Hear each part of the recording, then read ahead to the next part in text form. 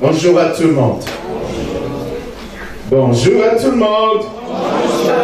Nous allons prendre la Bible dans le livre de Rois. Nous avons déjà lu ce texte et nous allons une fois de plus le relire ce matin. 2 Rois chapitre 19. Deuxième livre de Rois. Nous lisons le chapitre 19. Du 1er jusqu'au 7e verset. 2 Rois, chapitre 19, du verset 1er au verset 7e. La Bible dit ceci. Lorsque le roi Ézéchias eut entendu cela, il déchira ses vêtements, se couvrit d'un sac, et alla dans la maison de l'Éternel. Il envoya Eliakim, chef de sa maison, chef de la maison du roi, Shemna, le secrétaire, et les plus anciens des sacrificateurs, couverts des sacs vers Isaïe, le prophète, fils d'Amos. Et lui dirent, ainsi parle Ézéchias, ce jour est un jour d'angoisse, de châtiment et d'opprobre, car les enfants sont près de sortir du sein maternel et il n'y a point de force pour l'enfantement. Peut-être l'Éternel ton Dieu a-t-il entendu toutes les paroles des Rabshakeh que le roi d'Assyrie, son maître, a envoyé pour insulter au Dieu vivant. Et peut-être l'Éternel ton Dieu exercera-t-il ses châtiments à cause des paroles qu'il a entendues. Fais donc monter une prière pour les restes qui subsistent encore. Les serviteurs du roi Ézéchias allèrent donc auprès d'Ésaïe, et Ésaïe leur dit, voici ce que vous direz à votre maître. Ainsi parle l'Éternel. Ne t'effraie point des paroles que tu as entendues et par lesquelles m'ont outragé les serviteurs du roi d'Assyrie. Je vais mettre en lui un esprit tel que, sur une nouvelle qu'il recevra, il retournera dans son pays et je le ferai tomber par l'épée dans son pays. Amen. Amen. Regardez bien le verset 3. Et lui dire ainsi par Ézéchias, ce jour est un jour d'angoisse, un jour de peur, un jour où on tremble, un jour où on panique, un jour de châtiment, un jour où on va être puni, un jour où on va éprouver de la honte, d'opprobre, car les enfants sont près de sortir du sein maternel et il n'y a point de force pour l'enfantement. Le thème de notre message, nous l'avons tiré de ce verset 3e, la force pour l'enfantement. La force pour l'enfantement. Frères et sœurs, avant d'aller loin, laissez-moi d'abord vous donner le contexte de cette histoire. C'est toujours important. Le verset que nous venons de lire et relire au ce troisième verset, les paroles que nous venons de lire et de relire, sont les propos tenus par le roi Ézéchias. Ézéchias règne sur Juda. Ce sont les paroles du roi de Juda. Dans quelle situation, lorsqu'il est confronté, il se trouve face à la menace du roi d'Assyrie appelé Sennacherib. Quelqu'un me suit? Amen. Si je dois revenir un petit peu en arrière, la Bible nous dit que lorsqu'Ézéchias arrive au pouvoir, Juda est un peuple qui est sous la domination des Assyriens. Alléluia. Amen. Et la Bible dit même que plusieurs ressortissants des Juda avaient déjà été emmenés en captivité en Assyrie. Environ au moins, minimum 200 000 personnes avaient déjà été déportées. Lors de la première invasion, Sennachérib avait emporté énormément de gens. Alléluia. Amen. Alléluia. Amen. À Juda, il ne restait plus que ce que la Bible appelle un faible reste. Et en ce moment-là, lors de la première invasion, le roi d'Assyrie avait imposé un impôt, un tribut à Juda. Lorsque Ézéchias arrive au pouvoir, il trouve toute cette situation-là. Alléluia. Amen. La population qui est fortement amoindrie. Un impôt qui était très lourd et très pesant. À un moment donné, Ézéchias n'avait plus le choix. Alors, il s'est révolté contre le roi d'Assyrie. Il lui a dit, je ne veux plus payer cet impôt. Alléluia. Amen.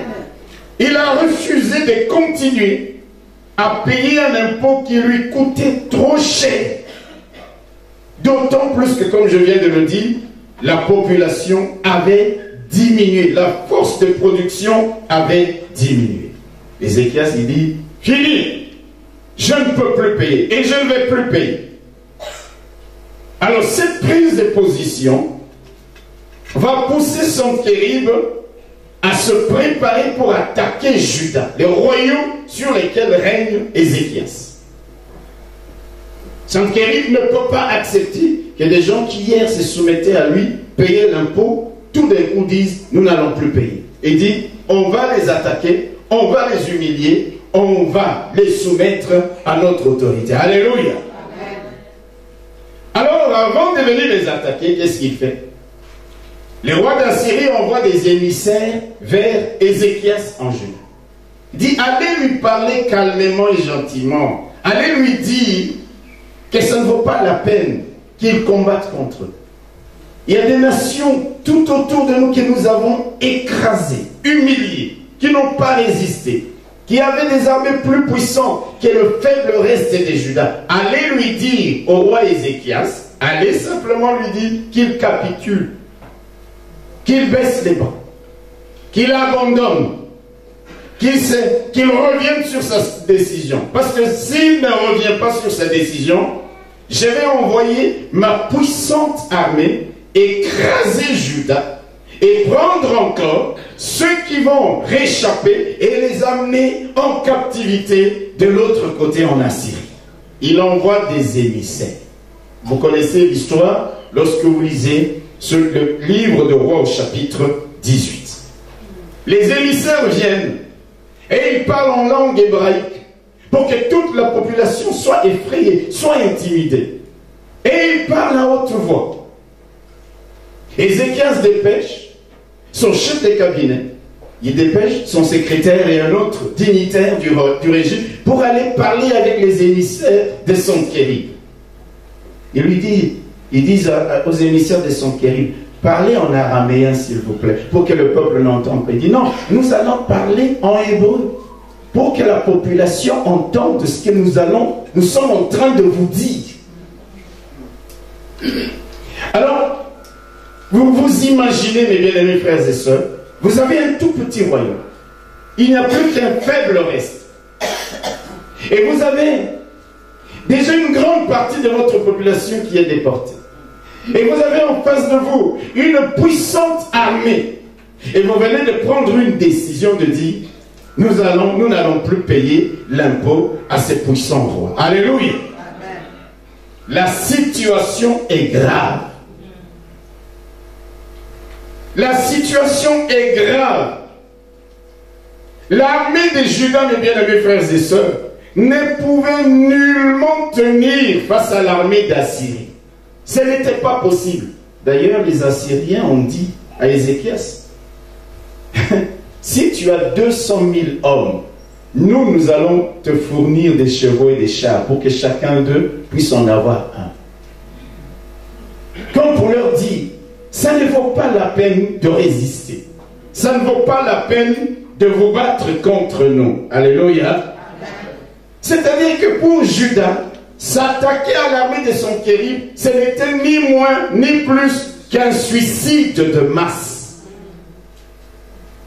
Vous comprendrez pourquoi Ézéchias dit au verset 3, « Ce jour est un jour d'angoisse. Ce jour est un jour de châtiment. Ce jour est un jour d'opprobre. » Alléluia. Vous aurez remarqué dans ce que je viens de dire, mes bien-aimés frères et sœurs, que les émissaires du roi d'Assyrie ont utilisé une arme préférée que les diables utilisent encore aujourd'hui. C'est l'intimidation et les menaces. L'intimidation et les menaces. Satan agit encore aujourd'hui de la même manière face à nous. Quand il vient au-devant de nous, il essaie souvent de saper notre foi. Il essaie de nous faire vivre dans la peur et dans l'angoisse. Je vais dire à quelqu'un, si tu vis dans la peur et dans l'angoisse, c'est que tu as cédé aux menaces de Satan. Dites un bon amen. Amen. Non, nous avons un Dieu qui est avec nous et qui a dit, je ne vais pas vous abandonner, je ne vais pas vous délaisser. La peur, c'est un sentiment normal. Mais vivre dans les angoisses, où on a peur pour un rien et pour un tout, là il y a un problème. Sennacherib utilise l'intimidation, te faire croire, nous faire croire que nous ne pouvons pas lui résister, que nous ne pouvons pas tenir face à lui, que personne ne va nous venir en aide, même pas Dieu.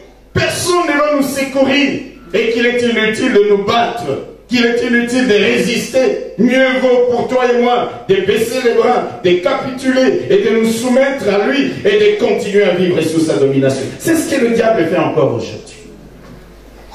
Il y a des gens qui vivent dans la panique la plus totale parce que le diable a déjà fait passer ce message dans leur esprit en disant, toi, quoi que tu fasses, tu es sous mes pieds, tu ne t'en sortiras jamais. D'ailleurs, ça ne vaut pas la peine. Laisse tomber, baisse les bras, ne va pas perdre ton temps. Tu es déjà, reste où tu es. C'est ce que les émissaires de Sennacherib ont commencé par faire véhiculer dans les esprits des habitants de Juda. Alléluia. Je veux dire que beaucoup de chrétiens encore aujourd'hui tombent dans le même piège. Lorsque les difficultés viennent, lorsque les combats viennent et les épreuves viennent, ils baissent les bras parce que le diable leur a dit, tu ne pourras pas résister.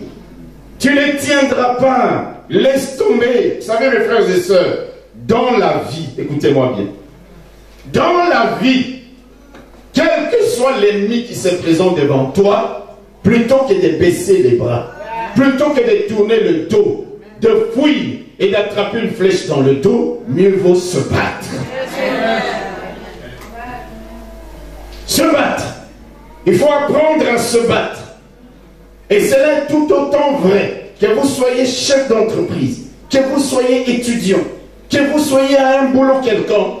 La vie, c'est se battre face à l'adversité. Non pas de fuir, non pas de trembler, de paniquer, mais de se battre. Alléluia. Mieux vaut mourir avec les armes à la main, plutôt que de se soumettre au joug de l'ennemi, ou de fuir, comme je venais de dire, et d'attraper une flèche dans le dos. Dieu ne travaille pas avec les lâches, mais avec les courageux. Dieu ne travaille pas avec les lâches. Dans le livre d'Apocalypse au chapitre 21, la Bible dit que la place des lâches se trouve dans les temps ardents de feu et de soufre, ce qui est la seconde mort. À part des lâches. Qu'est-ce que c'est qu'un lâche? Un lâche, c'est quelqu'un qui devant une situation, boum, il commence à pleurer, il est paniqué, il fuit, il ne se bat pas, il ne résiste pas, il ne se lève pas. Non, non, non, pour lui, c'est fini, il est déjà vaincu. C'est ça un lâche. La Bible dit que les enfants de Dieu que nous sommes, voyez pourquoi, mes bien-aimés frères et sœurs, tous ceux qui sont sortis d'Égypte, de la première génération, il n'y a pas un seul qui est rentré dans la terre promise, à part Josué et Caleb. Parce que quand Moïse les avait envoyés pour explorer le pays des Canaan, ils sont venus avec une attitude de lâcheté. Nous n'entrerons jamais dans ce pays. Inutile même. Restons où nous sommes. Ça, c'est la lâcheté. Dieu a dit, vous n'allez pas rentrer dans le pays de la promesse. Alléluia. Je t'en prie.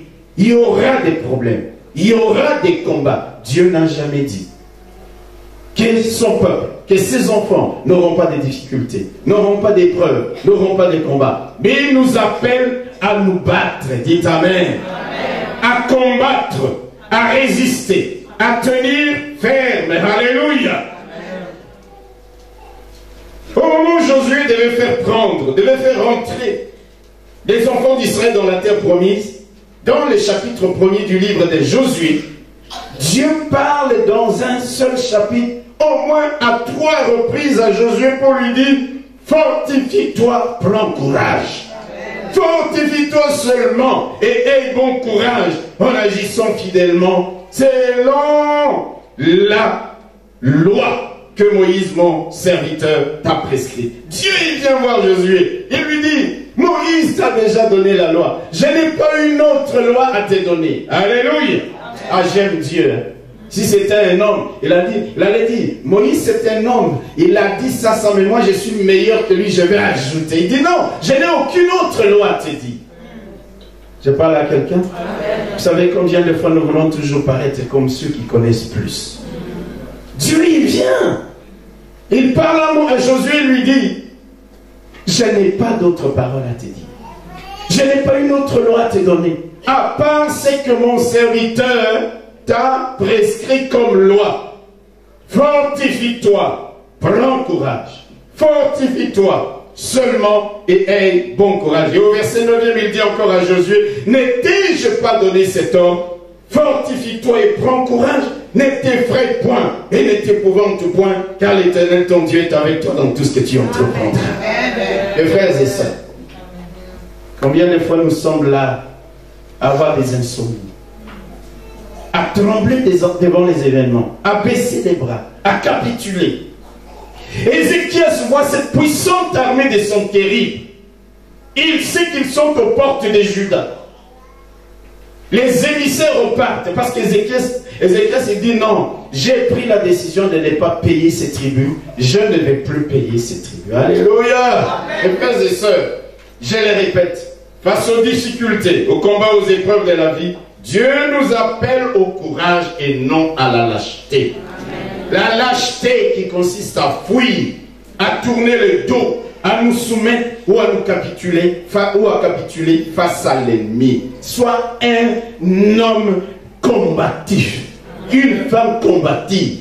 Ce n'est pas que tu ne vois pas les épreuves, ce n'est pas que tu éludes les difficultés. Et elles sont en face de toi, mais tu dis, je me battrai, je combattrai, jusqu'à ce que l'Éternel en décide, dise ce qu'il arrivera de moi ou de mes ennemis. Alléluia. Ah, le courage. Pourquoi parfois dans la vie, j'apprécie Ézéchias. J'apprécie énormément Ézéchias. Je ne sais pas si à sa place, j'aurais pris la même décision. Le courage de dire non. Dans la vie, il faut aussi savoir dire non. Il y a des situations pour lesquelles il faut, avec courage, dire non. À un moment donné. Et c'est ce qu'Ézéchias a fait. Alléluia. Maintenant, la situation est désespérée. Désespérée. Mais vous savez, pourquoi Ézéchias n'avait-il pas changé d'avis? Je vais vous le dire. Quand vous lisez bien la vie d'Ézéchias, on va vous dire que c'est l'un des rois qui avait une telle confiance en Dieu comme aucun autre roi en Israël. Il avait foi en Dieu. Il savait qu'il y avait une solution auprès de son Dieu. Suivez-moi. Alléluia. Et il savait qu'il y avait une solution auprès de son Dieu, mais que la seule façon de sortir de cette situation, écoutez, la seule façon de sortir de cette situation était de considérer la victoire comme un enfant à enfanter. Il savait, c'est pourquoi il dit, les enfants sont sur le point de sortir du sein maternel, mais la seule chose qui manque, c'est la force. Il dit, l'enfant est là. La victoire est là. Parce que nous avons confiance dans notre Dieu. La victoire, elle est là. Mais ce qui manque, pour qu'elle vienne au monde, c'est la force pour justement la matérialiser. Il y a beaucoup de choses qui sont déjà en nous. Est-ce que je parle à quelqu'un? Il y a beaucoup de bénédictions qui sont sur le point d'être enfantées. Mais ce qui manque dans ta vie, ce qui manque dans ma vie, c'est la force pour l'enfantement.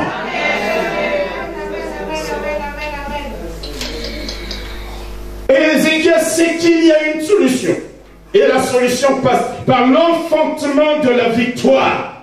Malheureusement, comme il le dit lui-même, ni lui, ni Judas n'avaient la force suffisante pour y parvenir.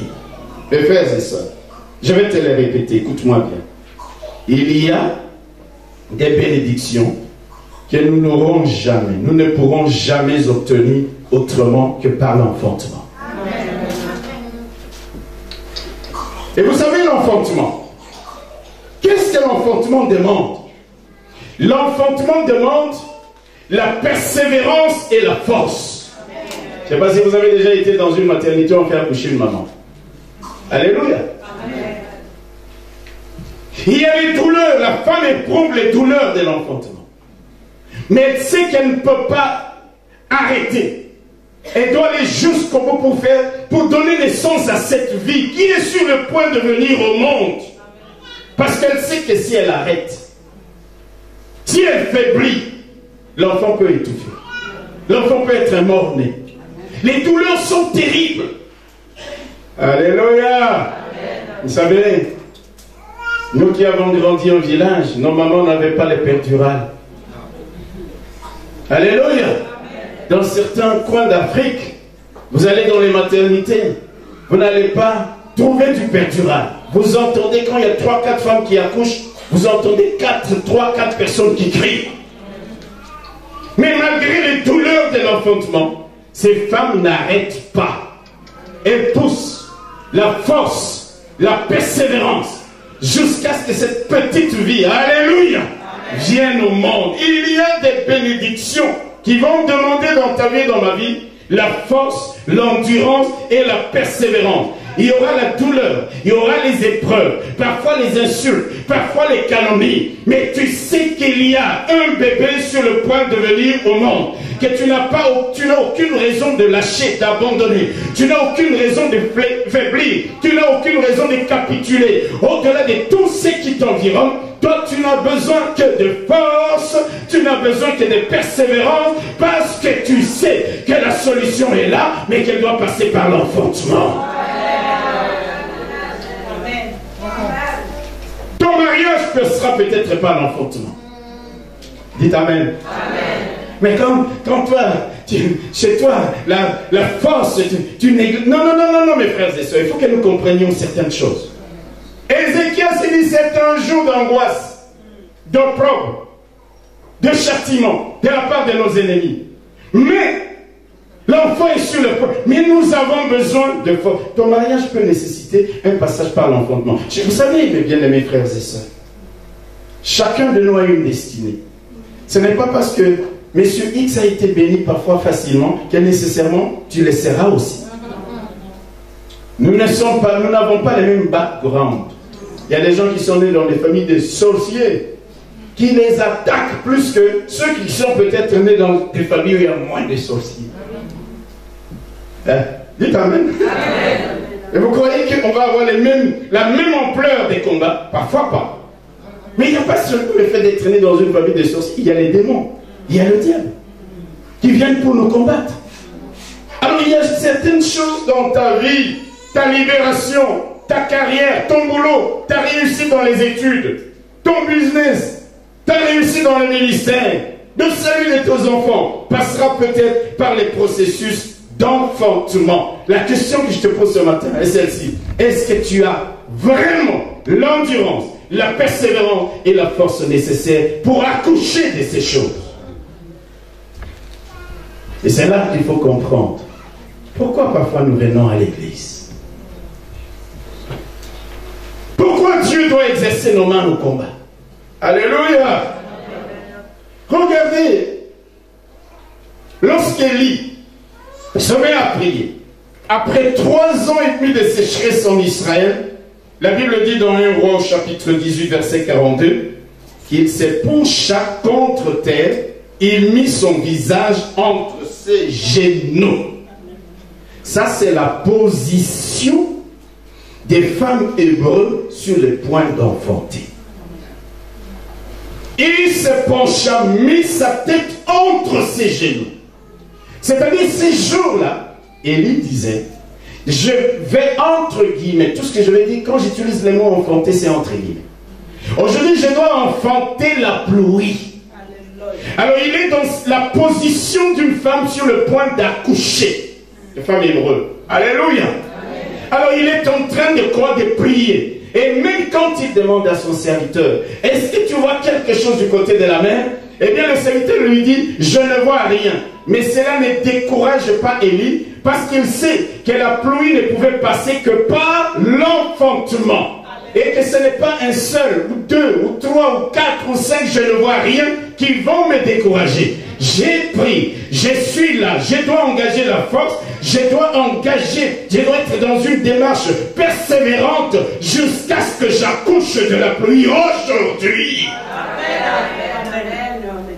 Alors, les gens qui ont compris qu'il y a certaines choses qui vont passer par l'enfantement, mes frères et sœurs, ils ne blaguent pas avec la prière.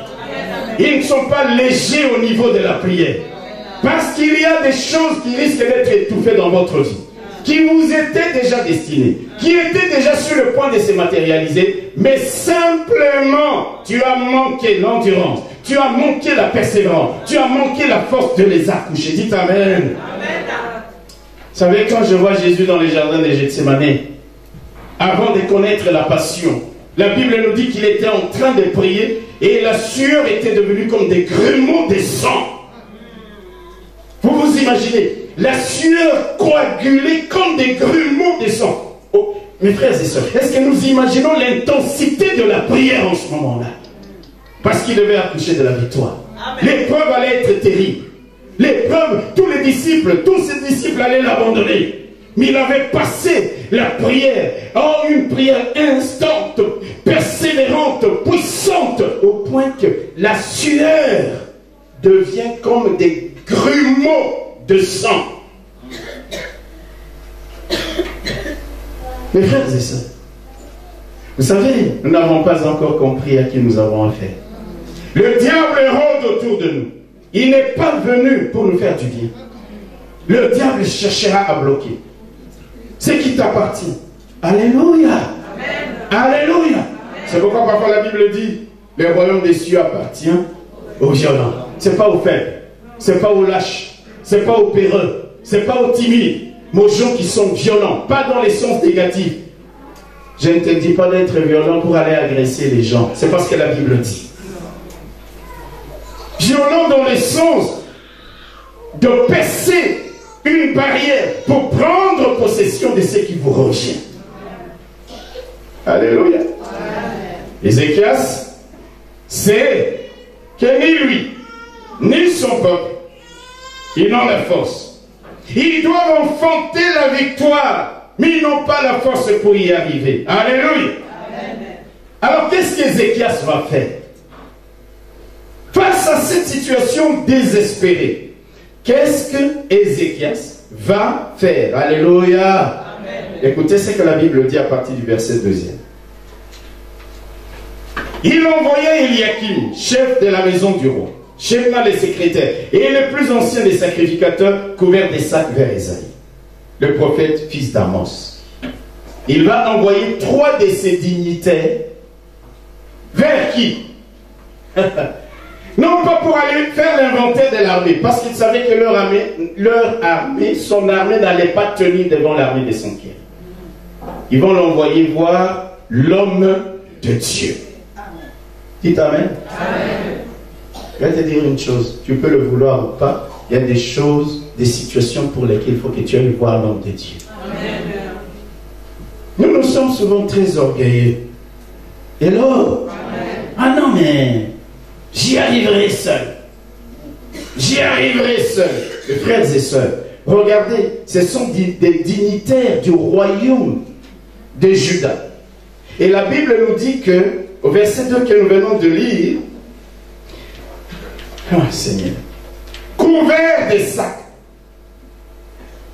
Lorsque les gens prenaient des sacs sur eux, c'était pour montrer leur humilité, pour montrer leur faiblesse, pour dire, dans cette situation-là, nous sommes dépassés. Et ils se mettent dans une situation d'humilité. Et ils vont voir l'homme de Dieu.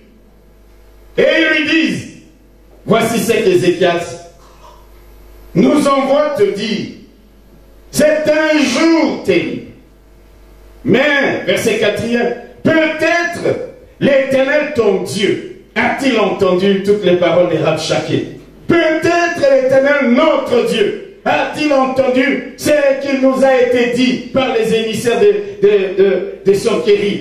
Alors, il dit au verset 4e vers la fin, fais donc monter une prière pour le reste qui subsiste encore. Alléluia! La situation est désespérée. Mais Ézéchias a la lucidité. Il est dans une démarche que Dieu approuve. La démarche d'humilité. Il envoie ses serviteurs couverts des sacs. Mes frères et sœurs, l'humilité élève. L'orgueil abaisse. C'est exactement la même chose devant notre Dieu. Sois humble. Sois humble. Sois simple. Alléluia. Ils disent à Ésaïe, l'homme de Dieu, fais donc monter une prière. Nous sommes faibles. Fais donc monter une prière à l'Éternel pour que les faibles restent qui subsistent encore, les peu de gens qui sont encore dans ce royaume puissent être sauvés. Alléluia. Face à la faiblesse d'Ézéchias, face à la faiblesse du peuple de Juda, qu'est-ce qu'Ézéchias va utiliser comme moyen pour devenir fort? C'est quoi? La prière. La prière. La prière. Ézéchias lui-même prend la lettre et il va avec où? Dans la maison de Dieu. Il associe Ésaïe à la prière. Ça veut dire, bien-aimés frères et sœurs, quand la Bible dit que les faibles disent je suis fort, ça ne doit pas être un slogan.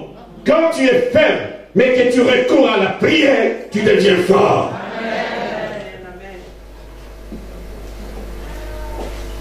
Il n'y a pas la force pour l'enfantement.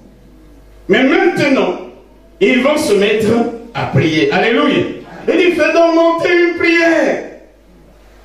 Et Ésaïe et Ézéchias, ils se sont mis à prier. Des gens qui étaient faibles, rien, qui allaient être écrasés, jour d'angoisse et d'opprobre. Ils se mettent à prier. Il n'y avait plus qu'un ce moyen de recours là.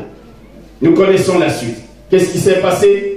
Dans la même nuit, Dieu envoie un ange qui va frapper dans les camps des Assyriens. 185 000 Assyriens meurent la nuit. Amen. Amen. Et puis, le roi Sanchérib retourne dans son pays, il va entrer dans la maison de son Dieu et ses propres fils viennent l'assassiner et il fuit en Afghanistan. C'est pas moi qui le dis, c'est la Bible qui le dit. Ils ont fui dans le pays d'Ararat. C'est comme ça que c'est écrit dans votre Bible. C'est-à-dire il a fui dans le pays d'Ararat, c'est-à-dire l'Afghanistan. La même nuit. Alléluia. Je voudrais que quelqu'un comprenne ceci. La prière est une arme de destruction massive contre nos ennemis, mais c'est une arme de délivrance massive pour nous. Quelqu'un n'a pas compris. La même nuit, l'armée, vous vous imaginez 185 000 officiers. Un ange simplement est passé dans les camps ennemis et il a massacré 185 000 officiers assyriens. Le roi Sanchérib lui-même sera assassiné par ses propres enfants dans le temple et ses enfants vont prendre la fuite. Mes frères et sœurs, la prière, c'est l'âme des situations, même les plus désespérées. Vous savez, tout peut être fermé au-devant de nous. Tout peut être fermé à gauche, dans ta vie, à droite, devant, derrière. Mais jamais personne ne pourra fermer le ciel. Amen. Jamais. On peut bloquer à gauche, on peut bloquer à droite. On peut te coincer de tous côtés. Mais personne ne peut s'élever, à moins que tu sois déjà entre quatre plans, c'est-à-dire mort. Tu peux encore lever les yeux, tu peux encore lever ta voix, tu peux encore te tourner vers ces dieux-là dans la prière. Alléluia. Quand nous prions, nous sommes connectés à Dieu. C'est-à-dire à la source même de la puissance avec un grand P. Quand nous prions, Dieu vient au secours de notre faiblesse et au détriment de la puissance de nos ennemis. C'est-à-dire Dieu vient renverser l'équilibre de force. Au début, l'équilibre penchait pour nos ennemis. Quand nous nous mettons à prier, il y a inversion de cet équilibre petit à petit. Ceux qui pouvaient dominer sur nous sont en train de descendre pendant que nous sommes en train de monter. C'est ça la prière. Même pour les situations les plus désespérées. Comment pouvons-nous négliger la prière? Mes frères et sœurs, comment pouvons-nous négliger la prière? Alléluia. Dis un mot amen. Amen. Tu veux avoir la force pour l'enfantement de ta bénédiction. Prie. Je ne sais pas te dire autre chose. Je vais te dire simplement prie. Prie. Prie avec ferveur. Prie avec persévérance.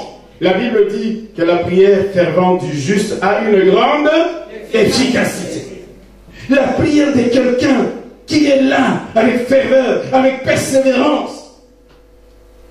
On lui dit je ne vois rien, mais il est dans la persévérance, dans la position d'enfantement. Anne, la rivale Pélina, lui dit hey, continue à prier, on ne voit rien, mais elle est là avec ferveur et persévérance dans la maison de Dieu. Ça finit toujours par payer. Mais la question c'est de savoir, est-ce que tu recours à la prière? Et à la prière de l'enfantement, tu sens comme les douleurs, tout est là pour t'empêcher de continuer, mais tu dis, l'enfant est sur le point de naître, si j'arrête, il étouffe. Si j'arrête, je fais un mort-né. Si j'arrête, je vais avorter. Non, je dois tenir jusqu'à ce que l'enfant vienne au monde. Il dit, les enfants sont sur le point de sortir. Alléluia. La prière fervente du juste a une grande efficacité. Qui est le juste d'après vous? C'est nous. Et nous, tel que tu es là, la Bible t'appelle injuste. Parce que tu as été justifié par le sang de Jésus. À partir du moment où tu crois en Jésus comme Seigneur et Sauveur, tu es appelé injuste. Ça veut dire la prière fervente d'un chrétien, là engagé, déterminé. Elle a une grande efficacité. Il n'y a aucune raison pour toi et moi de négliger la prière. Ça, c'est le premier canal. Ézéchias, il dit, la force nous manque. Nous n'allons pas avoir la victoire sur nos ennemis. Alléluia. Mais il dit, il y a quand même un moyen. Nous allons recourir à Dieu. Le premier canal par lequel nous pouvons avoir la force pour l'enfantement, c'est la prière. Dites Amen. Amen. Non, moi je pensais que je vous donnais des choses importantes. Amen. Dites Amen. Amen. La prière. Combien de temps tu passes dans la prière? Quand on dit que ce sont des semaines de prière, tu n'es pas là. Des mois de prière, tu n'es pas là. Hello. Vous savez, la prière, on ne peut pas l'expliquer scientifiquement, mes bien-aimés frères et sœurs. Ce n'est pas une histoire scientifique. J'ai fait toutes les sciences physiques, nucléaires que vous pouvez imaginer. On ne m'a jamais enseigné dans une faculté en polytechnique que voilà l'équation mathématique qui relie la prière à la prière. Non, c'est des choses de la foi. Dites Amen. Amen. Je prie et je m'attends à ce Dieu-là qui a dit invoque-moi. Je connais ce Dieu-là. Le vendredi, si vous n'avez pas été là, la Bible nous a donné à travers le psaume 135 une petite présentation de notre Dieu. Il est celui qui nous guérit de toutes nos maladies. Il est celui qui pardonne nos iniquités. Il est celui qui a ouvert les eaux de la mer Rouge. Il est celui qui a nourri son peuple avec la main qui venait du ciel.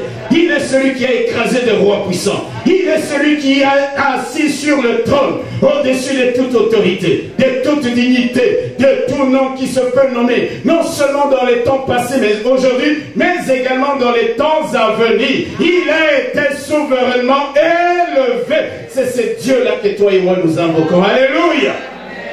Quand nous sommes faits, coincés de tous côtés, ne voyons même plus par où nous pouvons nous en sortir. Fermés, il y a encore le ciel qui peut s'ouvrir. Quand nous sommes dans la prière persévérant, Ézéchias a dit non. Vous vous imaginez, mes frères et sœurs, c'était un roi. Amen. Est-ce que toi tu as un royaume? Tu vas me dire oui parce que j'ai un royaume. Ton royaume c'est juste tes enfants là à la maison. C'est ça ton royaume. Ton royaume que tu crois un royaume, c'est juste peut-être ta maison. Non, quand je parle d'un royaume, c'est d'un pays. Mais un roi qui comprend que l'heure est grave et qu'il faut parfois laisser les affaires du royaume, aïe, aïe, aïe, aïe, pour aller chercher la face de Dieu. Et il ne reste pas dans son palais royal, mais il va dans la maison de Dieu. Beaucoup de gens me disent, pasteur, j'ai pris chez moi. J'ai dit, continue. Prie toujours chez toi. Il y a des choses, il faut venir dans la maison de Dieu. Amen. Il a dit, nous sommes faibles pour enfanter. Fais donc monter une prière. Et moi aussi, je serai dans la prière. Je voudrais dire à quelqu'un, il faut parfois avoir un partenaire de prière. Amen. Quand un chasse 1000, deux chassent 10 000.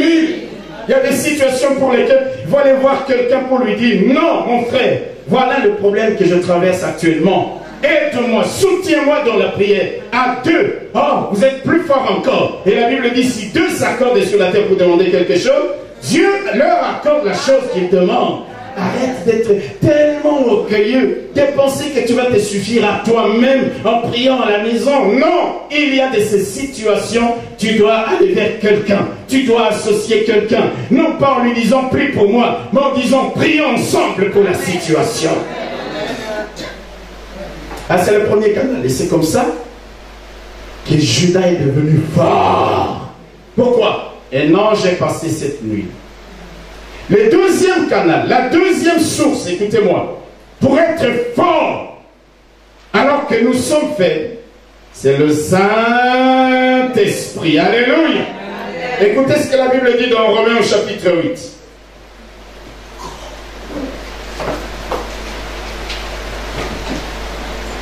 Le livre de Romains, chapitre 8, nous lirons les versets 26 et 27. De même aussi, écoutez bien, de même aussi, l'Esprit nous aide dans notre faiblesse. L'Esprit nous aide dans notre faiblesse. Et là, même quand tu es faible, lorsque tu es connecté à Dieu par la prière, tu deviens fort. Amen. Dis Amen. Amen. Même quand tu es faible, lorsque l'Esprit vient, tu ne vas pas continuer à être faible. C'est pourquoi la Bible dit, de même aussi, l'Esprit nous aide dans notre faiblesse. Car nous ne savons pas ce qu'il convient de demander dans nos prières, mais l'Esprit lui-même intercède par des soupirs inexprimables. Et celui qui sonde les cœurs connaît quelle est la pensée de l'Esprit, parce que c'est selon Dieu qu'il intercède en faveur des saints. Amen. Amen. Que faut-il comprendre par là? Simplement que nous ne pouvons pas avoir la force pour l'enfantement, des situations d'enfantement, sans l'aide du Saint-Esprit. Amen. Amen. Et alors, sans l'aide du Saint-Esprit, le Saint-Esprit n'a pas été donné que pour parler en langue. Il est celui qui vient te soutenir dans ta faiblesse. Tu es faible, mais il vient et il te rend fort. Le Saint-Esprit vient au secours de notre faiblesse. C'est pourquoi dans le livre de Zacharie, la Bible dit, ce n'est ni par la puissance, Ce n'est ni par la force, mais c'est par mon esprit, dit l'Éternel des armées. Alléluia. Par mon esprit.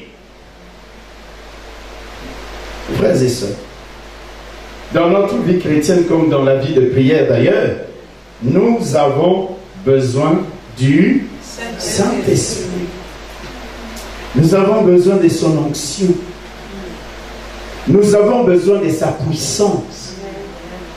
Alors, il y a des prières là, tu es en train de prier. Si l'Esprit ne vient pas à ton secours, ça ne monte pas plus haut. Et ça n'arrive quand ça arrive au deuxième ciel, le diable fait ça et ça tombe. Écoutez-moi bien, ce n'est pas de la rigolade. Vous savez que Dieu est au troisième ciel.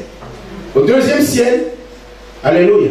Amen. Alléluia. Amen. Le ciel que nous voyons ici, c'est pas ça. Ça, c'est ce qu'on pourrait appeler le premier ciel. Après, il y a le deuxième ciel qui est le quartier général de puissance des ténèbres. Mais Dieu est assis au-dessus de ça. Amen. Quand nous prions, nos prières doivent passer par le deuxième ciel. C'est-à-dire les quartiers généraux de puissance des ténèbres qui disent que ces prières ne vont pas passer. Quand nous ne sommes pas soutenus par la puissance du Saint-Esprit, nos prières risquent de rester vaines. C'est pourquoi la Bible dit l'Esprit vient au secours de notre faiblesse. Et aussi, nous ne savons pas tout ce qu'il convient de demander. Mais l'Esprit de Dieu sonde les cœurs de Dieu. Alléluia. Nous avons besoin du Saint-Esprit, de son onction et de sa puissance. C'est pourquoi la Bible dit, dans Éphésiens au chapitre 6, verset 18, la Bible dit, faites en tout temps par l'Esprit, pas par l'intelligence. Je vais donner des études, peut-être même un ancien va nous donner des études sur le Saint-Esprit. Je ne suis pas venu vraiment donner une étude exhaustive, complète sur le Saint-Esprit. L'année prochaine, et puis on va prier pour les baptêmes du Saint-Esprit. Amen. Amen. Alléluia. Il dit, faites en tout temps par l'Esprit toutes sortes de prières et de supplications. Veillez à cela avec une entière persévérance. Priez par l'Esprit. C'est-à-dire priez en langue. Mais pas la langue qu'on imite. Vous savez, aujourd'hui, les gens imitent tout. Il peut imiter une langue. Il n'a jamais été baptisé. Il imite une langue. Non. Prions en langue. Prions par l'Esprit. Jude 20 dit, édifiez-vous vous-même sur votre sainte foi et priez par l'Esprit. Alléluia. Nous avons besoin de l'Esprit. Frères et sœurs, si Jésus, le Seigneur lui-même a tout ce qu'il a accompli, il ne l'a pas accompli par lui-même, il l'a accompli par la puissance du Saint-Esprit. Il a dit car l'Esprit de l'Éternel est sur moi. L'Éternel m'a oint. Alléluia. Il dit l'Éternel m'a oint. Tout ce que je vais faire, libérer les captifs, proclamer une année de délivrance, une année de grâce, guérir les malades, chasser les démons, c'est parce que le Seigneur avait été oint. S'il en a été ainsi pour le Seigneur, pour qu'il puisse accomplir toutes ces choses, à combien plus forte raison, toi et moi, n'avons-nous pas besoin du Saint-Esprit? Alléluia. Amen. Quand l'Esprit vient au secours de notre faiblesse, aïe, aïe, aïe, aïe, à partir de ce moment-là, notre faiblesse devient une force. Même si au départ, la situation paraissait désespérée, le Saint-Esprit vient. Alléluia. Amen. Et ce qui paraissait quelque chose de banal, vous savez, ce qui est banal entre les mains de Dieu devient quelque chose d'extraordinaire.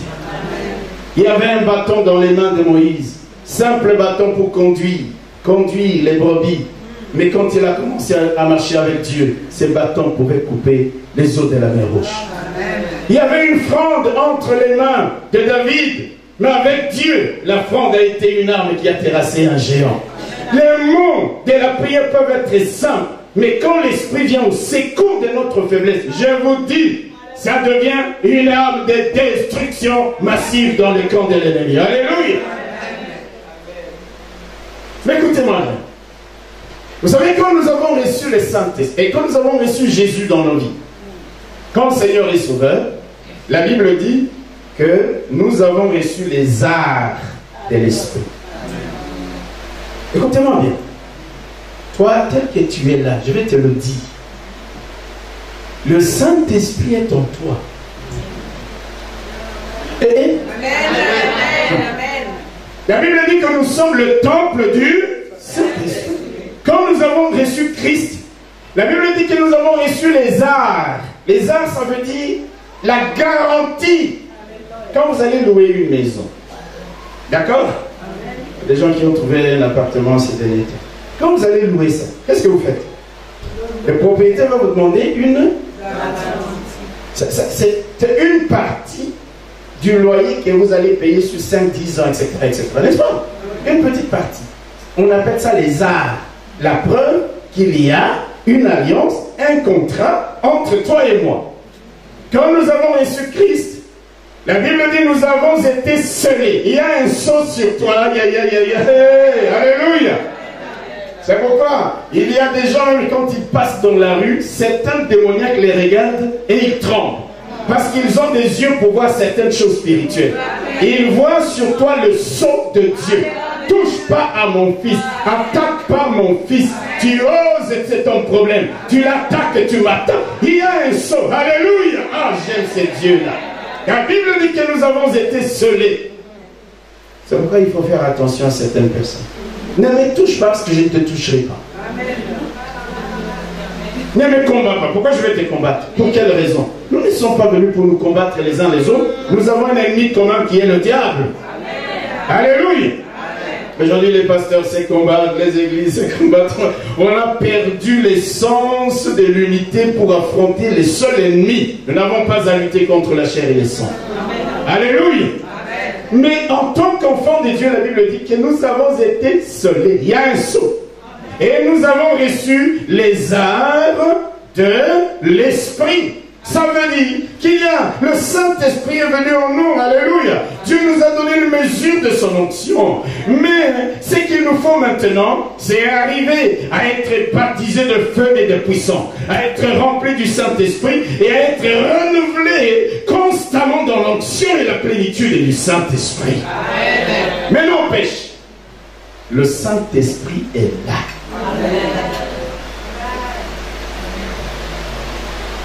Tu es le temple du Saint-Esprit. L'Esprit qui vient au secours de notre faiblesse. Aïe, aïe, aïe, aïe. Il est là, il est avec toi. Alors, il y a des gens qui meurent de faim alors qu'ils ont logé un banquier. Est-ce que vous comprenez ce que je dis? Amen. Imaginez que vous logez un banquier chez vous. Mais vous mourrez de faim, il y a un problème. Il fallait lui dire, monsieur le banquier. Et là, alléluia. Prends la direction des choses dans la maison. C'est ce qu'il convient de faire. Je vous ai raconté l'histoire de ce chrétien qui dort. Amen. Alléluia. Amen. Et il rêve que le diable vient l'attaquer. Mais Jésus était dans sa maison. Il est arrivé, il dit, Seigneur, assis-toi ici au salon. Jésus était au salon. Et puis le diable, il vient la nuit. Il attaque par la porte de la cuisine. Il se lève, il se bagarre avec le diable. Et il dit, Seigneur, pourquoi tu ne te lèves pas? Il arrive quand même à fermer la porte. Le diable fouille et il vient, il dit, Seigneur, tu as entendu la bagarre? Il dit, oui, j'ai entendu. Il dit, mais pourquoi tu n'es pas venu? Il dit, mais tu m'as donné le salon. J'étais au salon. Il dit, bon alors, je te donne le salon, je te donne la cuisine. Alors le diable entre par une fenêtre encore. La nuit d'après, bagarre. Alors finalement, le chrétien il comprend qu'il doit donner à Jésus toute sa maison. Alléluia. Et le jour d'après, le diable il vient. Il veut entrer par la porte centrale. Le chrétien, il entend que le diable est venu. Il veut se lever, le Seigneur lui dit non. Pourquoi tu veux te lever? Dors. Tu m'as donné toute la maison. Le Seigneur se lève, il ouvre la porte, le diable le voit, il lui dit, je me suis trompé d'adresse. Alléluia. Le Saint-Esprit est là. En toi et en moi. Réveille-le, dis-lui, prends la direction, prends le commandement des choses. Accepte que tu es faible et demande de sa force. Alléluia. Mais écoutez-moi. Si nous voulons que l'Esprit de Dieu vienne au secours de notre faiblesse, nous apporte la force qui nous manque pour l'enfantement, il y a au moins 3 choses que nous devons éviter de faire. 3 choses que nous devons éviter de faire. Je vais aller calmement. La première chose se trouve dans Éphésiens, chapitre 5, verset 18. Et vous maintenez bien ce texte d'Éphésiens. Gardez votre Bible ou votre iPad allumé sur ce texte. Éphésiens, chapitre 5, verset 18. La première chose, si nous voulons que l'Esprit de Dieu qui a élu domicile en toi et en moi, hello, prenne le contrôle, vienne au secours de notre faiblesse, frères et sœurs. Nous avons besoin de force pour l'enfantement. Et l'Esprit dit, moi je suis prêt à vous donner cette force. Alors écoutez, la première chose qu'on ne doit pas faire, c'est quoi? Ne vous enivrez pas de vin. C'est de la débauche. Soyez au contraire remplis de l'esprit. Première chose, c'est ça. Le vin, l'alcool. Hello? Amen. Frère, tu as besoin de la force pour l'enfantement? Je vais te dire une chose. Tu peux t'enivrer comme tu veux. Le vin ne te donnera jamais la force pour l'enfantement. Le vin, c'est-à-dire tout ce qui enivre. Il n'y a pas que le vin qui enivre, n'est-ce pas? Les drogues aussi, les stupéfiants, tout ce qui entraîne l'ivresse ou les planages. Vous savez comment on plane? Et là, un chrétien qui a besoin, oh mon Dieu, du soutien du Saint-Esprit, parce qu'il sait qu'il y a des choses qu'il doit enfanter, il n'a pas la force. Mais le Saint-Esprit est là, il dit, moi je veux te donner cette force. Je veux venir au secours de ta faiblesse. Ce chrétien-là, qui est conscient de sa faiblesse et qui a besoin de l'aide du Saint-Esprit, c'est quelqu'un qui ne s'adonne pas à l'ivresse de vin, de drogue ou de stupéfiants. Quelqu'un peut dire amen? Amen. Vous savez, quand on devient ivre, qu'est-ce que ça entraîne? Ça enlève la sagesse. Ça enlève tout discernement. Et puis quand on est ivre, on va avoir des comportements et des réactions déplacées, décousues, l'extravagance, les gaspillages, un goût excessif pour les plaisirs, la violence, la perversion. Ce sont ces choses-là que la Bible appelle la débauche. Ah, là, je n'entendrai plus beaucoup d'amen. Surtout que les fêtes approchent comme ça. Il y en a qui ont déjà fait leur programme. 22 casiers, il faut y aller là. Mon frère. Et là, il y a des choses dans la vie. Il y a des choix à faire dans la vie. Il y a des choix à faire. Vous allez venir me dire, eh pasteur, Jésus a changé l'homme. Quelle discussion. Alléluia. Amen. Alléluia. Amen. De toute façon, toi, le vin que tu prends, ce n'est pas celui que Jésus a changé. Amen. Est-ce que toi, tu as un mariage? Là, c'était une circonstance bien déterminée pour nous montrer qu'il est capable de tout. Amen. La Bible dit, ne vous enivrez pas de vin.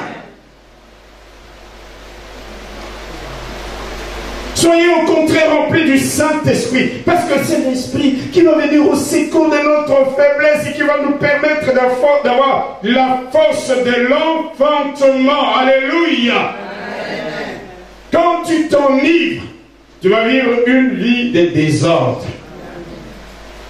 une vie de dissolution. Alléluia. Une vie de volupté, de débauche. Tu peux même oublier toutes les responsabilités de ta maison, mais pour dépenser de l'argent à l'extérieur, comme ça où tu es vu, Il fait des tournées extraordinaires. Tu rentres à la maison, tu dis, ah, j'aurais dû arrêter ne fût-ce qu'à 50 €. Tu regrettes même le lendemain matin. Tu te dis, mais qu'est-ce que j'ai fait? Et pendant tout ce temps, il y a quelqu'un qui est dans la prière. Mon frère. Et vous croyez vraiment qu'il n'y aura pas une différence entre celui qui sert Dieu et celui qui ne le sert pas? Entre celui qui invoque Dieu et celui qui ne l'invoque pas? Entre celui qui est sérieux dans sa relation avec Dieu et celui qui ne l'est pas? Il dit, ne vous enivrez pas de vin. Dis Amen. Amen. Toi qui ne peux te sentir homme ou femme qu'après avoir vidé plusieurs canettes. Et là, des bouteilles, tu regardes comme ça, partout, un cimetière de bouteilles dans sa maison quelque part. Alors là, il se sent homme. Alors là, il se sent femme. Mais attends maintenant, attends, quand l'ennemi vient au devant, alléluia. L'Esprit de Dieu, comment peut-il te venir au secours de la faiblesse pour avoir la force de l'enfantement?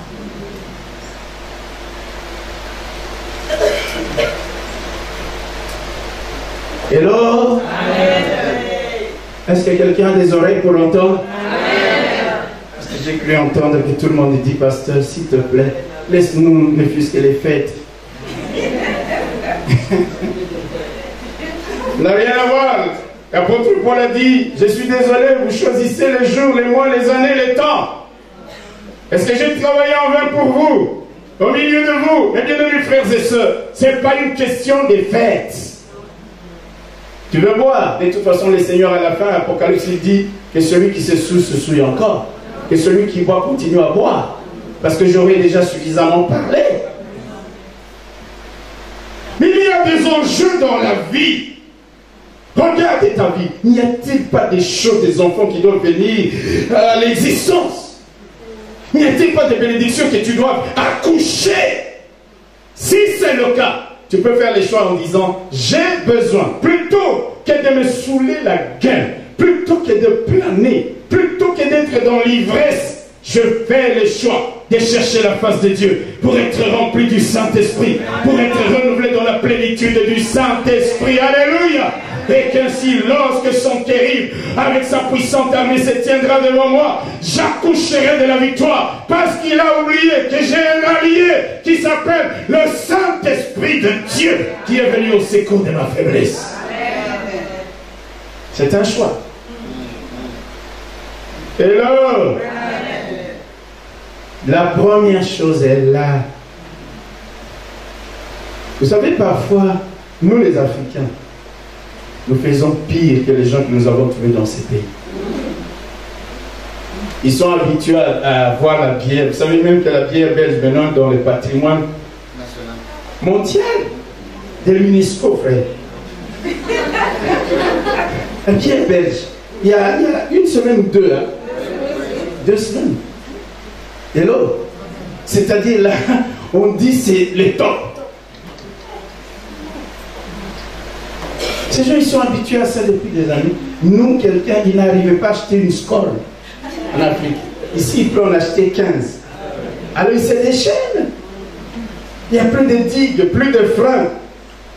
Koufa, koufa, dors. Voilà. Alors, il est parti. Est-ce que je parle à quelqu'un? Que faire? Il dit, ne vous enivrez pas de vin. Ne vous enivrez pas de vin. C'est de la débauche. Parce que le vin conduit à la débauche. Conduit à des comportements irresponsables. À des actes dissolus. Rien à faire. Mais comment voulez-vous, en ce moment-là, que l'esprit vienne au secours de ta faiblesse? Non, moi je dis, Seigneur, il y a tellement de choses. Je veux voir tellement de bébés partout qui viennent au monde. Je suis dans les douleurs de l'enfantement. Je n'ai pas la force, mais l'Esprit de Dieu vient. Et j'accouche à gauche, et j'accouche à droite.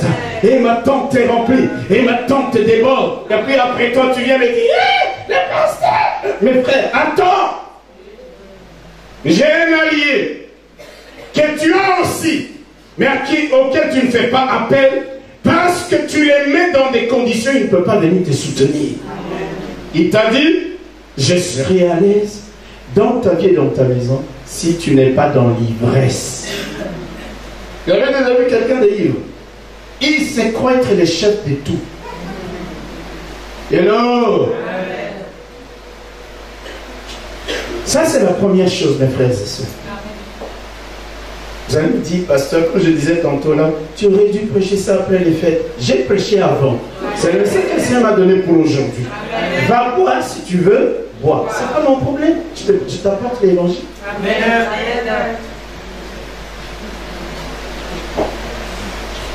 Ok? Amen. La première chose. Les mamans disent un bon amen. Amen. Vous savez pourquoi? L'argent qui allait être dépensé pour la bière, on va vous le donner. Gloire au Seigneur. Vous savez, il y a des gens qui vous disent, ceux qui n'ont pas moi, mon côté, la couleur qui a limité.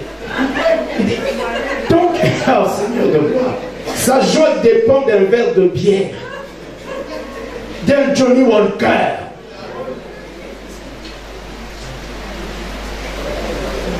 Alléluia. Une soeur me disait, je crois qu'il va vous dire, une soeur qui devait se marier, les gens disent, à notre mariage, on ne va pas donner la bière aux gens. Et je dis, allez, laissez ces histoires-là, donnez-leur la bière, ils boivent.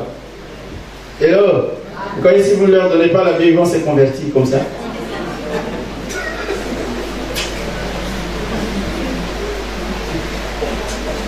Hello! Je sens les gens devenir tristes, oh Seigneur de gloire.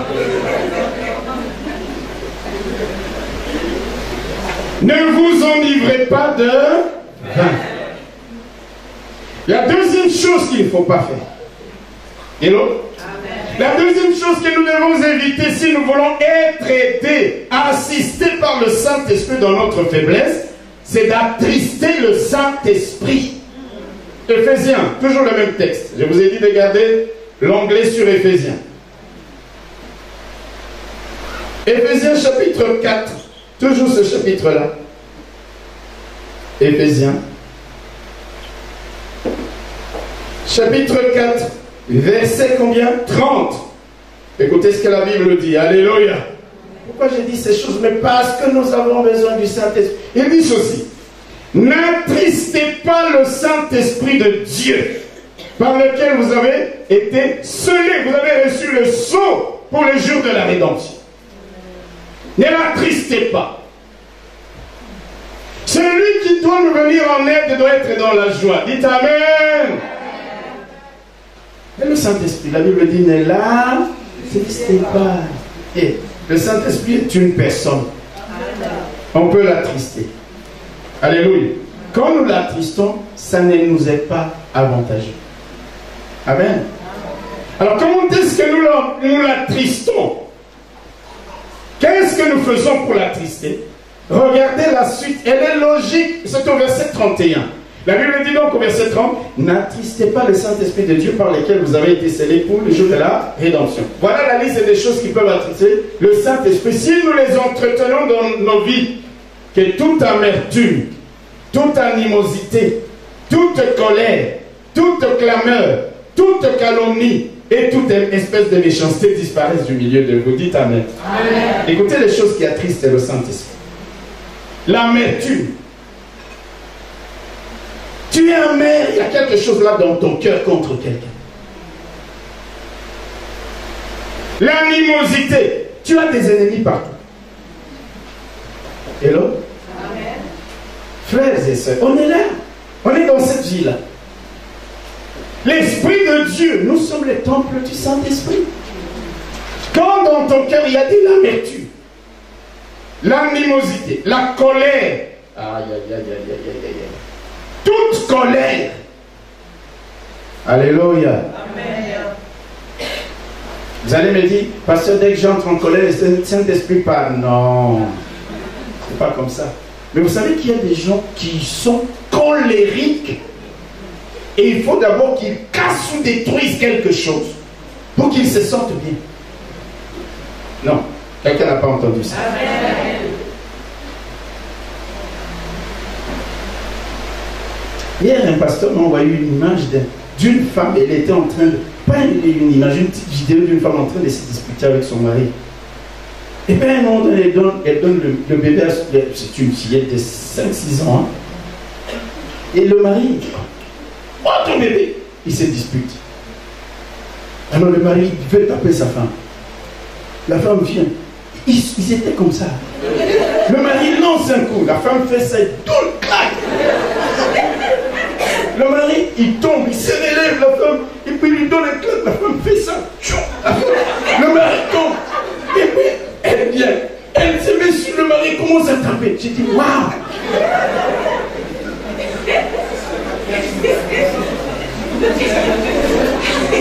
Vous savez qu'il y a des femmes comme ça?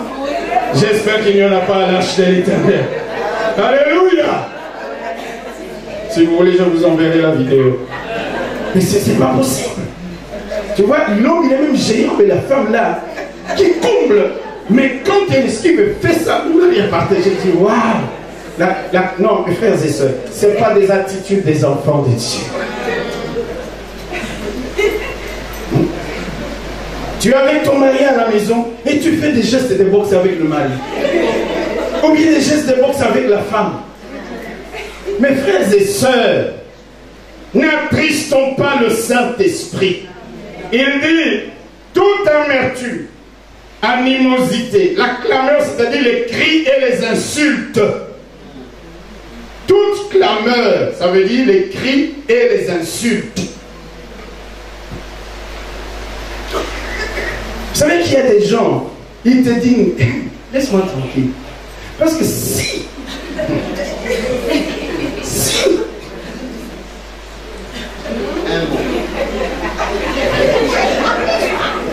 on a bibisé, si je parle, frères et sœurs, et puis après, entendez-le à l'intercession des maladies. J'ai dit, la Bible dit, n'attristez pas le Saint-Esprit pour qu'il ne soit pas attristé. Il faut éviter l'amertume dans son cœur. Alléluia. Il faut éviter l'animosité. Pourquoi tu vas haïr cette personne comme ça gratuitement? Tu ne veux pas lui parler. Peut-être qu'il y a eu un incident. Et puis c'est fini, ennemi à vie. Mais c'est ton problème parce que tu es en train de te bloquer par rapport à des échéances qui vont venir. Quand ce sera le moment d'affronter la puissante armée de Sankeri, qui te viendra en aide? L'orgueil que tu as parce qu'un jour tu as été insulté, parce qu'un jour on a parlé du mal de toi. Frères et sœurs, il y a des choses que nous devons banaliser parce qu'on est à la hauteur, on est à hauteur. C'est comme ça que Jésus, même quand on crachait sur lui, il trouvait ça, c'est vraiment des banalités. Il ne répondait pas. Il était à un autre niveau. Il avait une autre vision. Il avait d'autres objectifs. Quand nous sommes encore bas, il suffit qu'on crache sur nous. Nous aussi on crache. Il suffit qu'on nous critique. Nous aussi on critique. Frères et sœurs, n'attristons pas le Saint-Esprit de Dieu. Combien de gens ici sont des ennemis? Ils ne se parlent pas. Hello? Est-ce que c'est moi qui ai écrit la Bible? Le Saint-Esprit est celui qui vient au secours de notre faiblesse. Quand nous sommes faibles et qu'il vient, nous devenons forts. Alléluia. Que toute calomnie, arrête de calomnier les gens, de dire des mensonges sur les autres.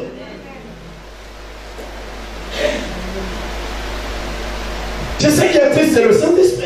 Toute calomnie, hello,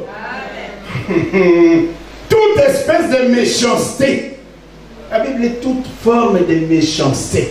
Les gens sont devenus méchants, oh mon Dieu. Et puis nous venons à l'église, nous passons 3 mois dans la prière, on dit, moi je n'ai rien vu. C'est toi qui n'as rien vu. Mais je te dis la vérité. Un jour, j'avais rendu témoignage ici, quelqu'un qui m'avait acheté, je crois, une douzaine de costumes. Moi, je croyais édifier les gens. Ah, les gens sont allés partout, vous voyez, il a dit ça. J'ai dit, je ne témoignerai plus. Je sais ce que le Seigneur fait dans ma vie. Il y a des gens, tu témoignes, ils prennent ça pour un sujet de je ne sais quoi. Alors si tu ne vois pas Dieu, moi je vois Dieu.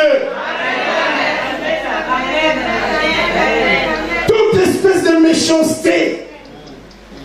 La méchanceté ne va jamais te secourir face à l'armée de son Dieu. Non. Jamais. La médisance, les calomnies, les querelles, les choses. Mon Seigneur de gloire. Ils se querellent. Parfois, c'est une petite incompréhension. Est-ce que vous savez que les disciples de Jésus aussi se chamaillaient? Ils suivent Jésus, ils se chamaillent derrière le Seigneur. Mais vous les avez vus se disperser? Tous sont morts en martyrs. Tous. Il y a certains qu'on a trempés dans l'huile bouillante. Il y a des gens qu'on a jetés du haut du temple. Tous. Parce qu'ils avaient une autre vision. On est dans les mesquineries. Il a été dit ça. C'est comme ça. Tant que lui, il est dans la chorale, moi, je ne serai pas là. C'est ton problème. Je te le dis, mon frère. Tant qu'elle est officie, moi, je ne viendrai pas à l'église. Va le voir et dis-lui ce qu'il y a arrangé. Entendez-vous? Pardonnez-vous. Venez dans la maison de Dieu. Le Saint-Esprit, la joie dans les cœurs. Frère, quand tu pries, c'est autre chose. Nous nous attristons le Saint-Esprit. Alors que la Bible nous dit, ne l'attristez pas.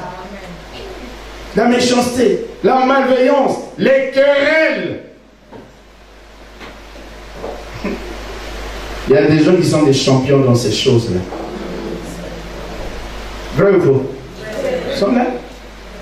Querelle. Il s'est querellé un jour avec le frère Raymond, même quand il voit le frère Raymond passer. Et si ce jour-là, par, je ne sais pas moi, quel concours de circonstances, on te place à côté du frère Raymond, tu vas faire quoi? Il y en a, il fait semblant d'aller aux toilettes et il ne revient plus. Frère. Non, mais laissez-moi vous dire des choses qui sont vraies. Vous savez, nous devons prendre l'envol. Pour prendre l'envol, c'est voir la main de Dieu. Il y a des choses, des défis terribles que seuls nous ne pouvons pas relever. Comprenons les paroles du roi Ézéchias. Il dit, c'est un jour d'opprobre, d'angoisse. Fais monter une prière vers ton Dieu. Et Dieu a agi. Et la Bible nous dit que c'est le Saint-Esprit qui nous aide dans notre faiblesse. Pour être fort, pour remporter des victoires, la force de l'enfantement passe par le soutien du Saint-Esprit. C'est pourquoi la Bible dit, ne vous enivrez pas de vin, n'attristez pas le Saint-Esprit. Qu'est-ce qu'il faut à la place de la colère, de la clameur, de l'amertume, de la méchanceté? Le verset 32 dit, soyez bons les uns envers les autres, compatissants, vous pardonnant réciproquement comme Dieu vous a pardonné en Christ. Dites Amen. Amen. Au lieu de la méchanceté, au lieu de la colère, au lieu des querelles, la Bible dit, remplacez toutes ces choses par 3 vertus. La bonté, la compassion et le pardon. Pardonne. Pardonne. Et là, moi, si je n'avais pas pardonné les gens qui m'ont fait du tort, je ne sais pas si je vivrais. Jusqu'aujourd'hui, il y en a qui continuent à m'appeler. J'ai dit non, frère, c'est le passé. Hello. Je n'ai pas un cœur pour garder rancune. Moi, garder rancune au moment où je sais que j'ai des défis à relever. Perdre mon temps par rapport à ça. Les gens n'ont pas compris. Ils n'ont pas compris. Il m'a fait ça. Moi. Moi. Mais toi, tu es qui?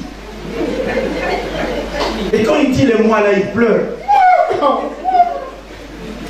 Frère, Jésus, humilié.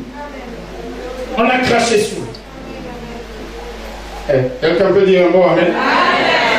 Mais il nous a pardonné. Il dit, Père, pardonne-leur. Ils ne savent pas ce qu'ils font.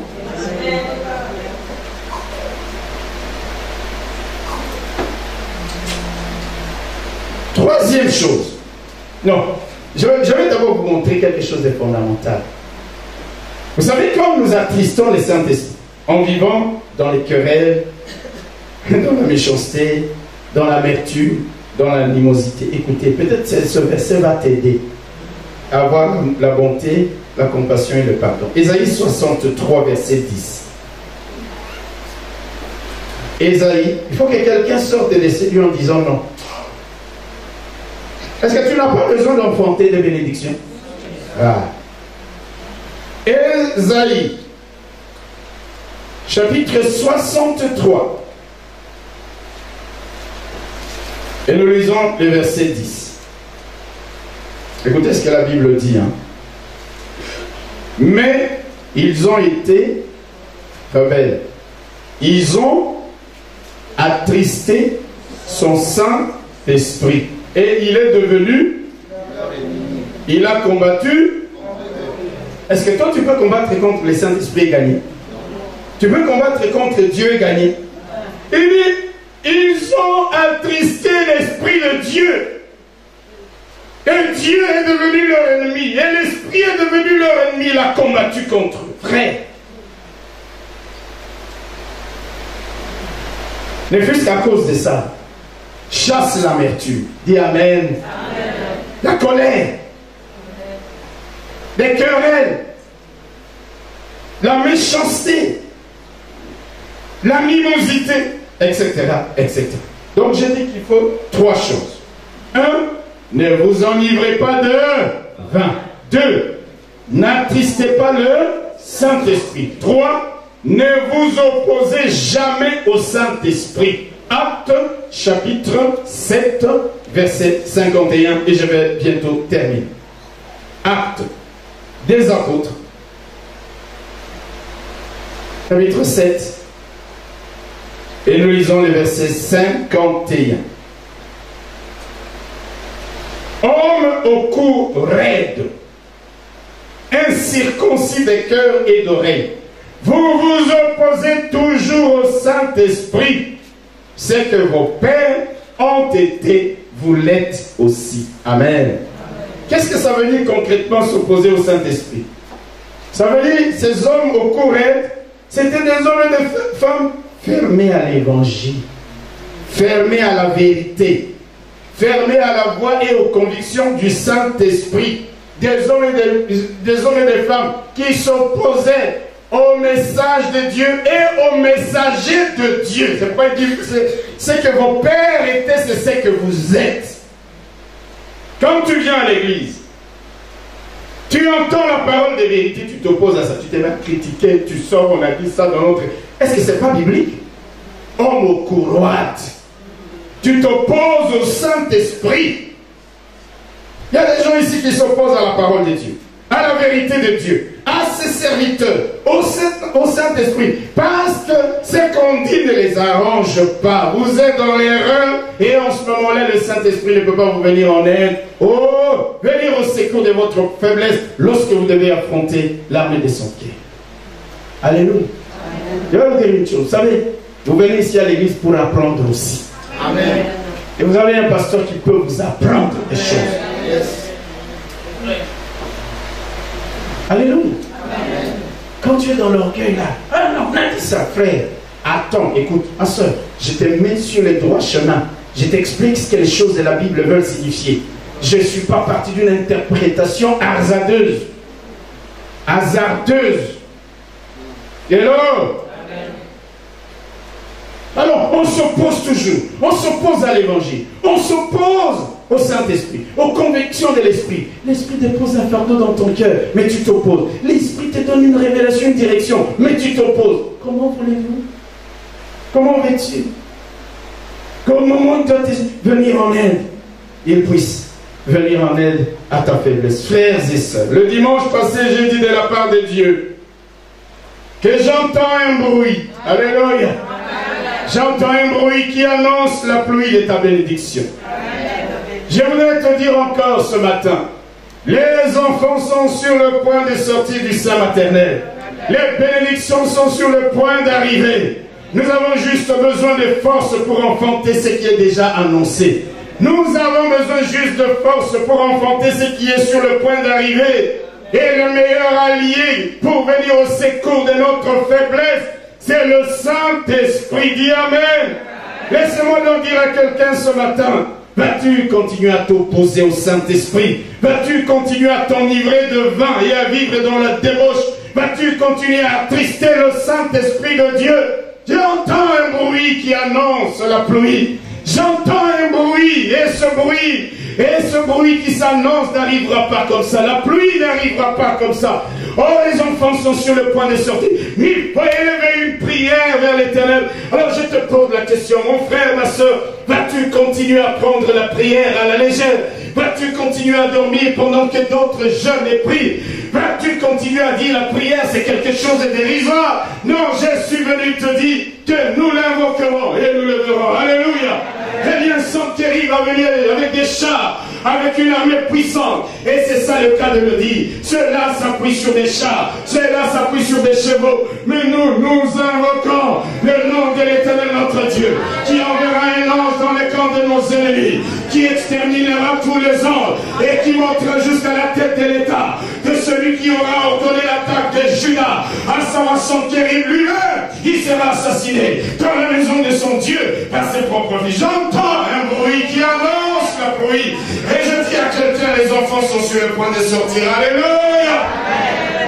Nous avons besoin de recourir à la prière fervente et persévérante. La force qui nous manque nous sera communiquée par le Dieu Tout-Puissant. Et ce dont nous avons besoin viendra à l'existence. Je prie que chacun de nous comprenne ce que l'Esprit dit à l'Église et se décide à faire du Saint-Esprit son allié et se lève pour la prière fervente et persévérante et dise, même si la douleur est là, il y a des enfants qui doivent venir au monde, je ne lâche pas, je n'abandonne pas jusqu'à ce que la victoire soit de mon côté. Que Dieu vous bénisse.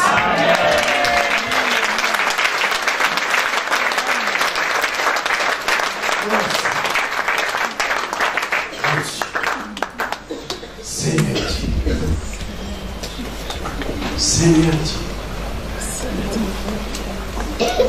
Seigneur dit. Mon Dieu, mon roi. J'entends ce bruit qui annonce la pluie de ta bénédiction. Élie a entendu ce bruit et s'est mis à prier. Et les jeunes voiriens de son serviteur ne l'avaient pas découragé. Il était dans la position de l'enfantement. La pluie devait être accouchée ce jour. Et la pluie est venue. La Bible dit qu'en peu d'instants, le ciel s'est obscurci. Les nuages ont été gonflés d'eau. Le vent est arrivé. Et la pluie abondante est revenue. Oui, il y avait quelqu'un qui était en train d'accoucher de la pluie.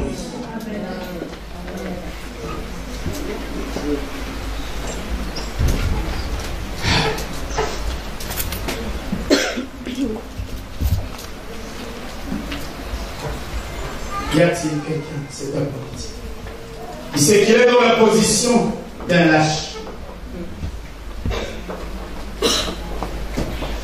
Il fuit dès qu'il y a la menace, dès qu'il y a les intimidations. Donc je dis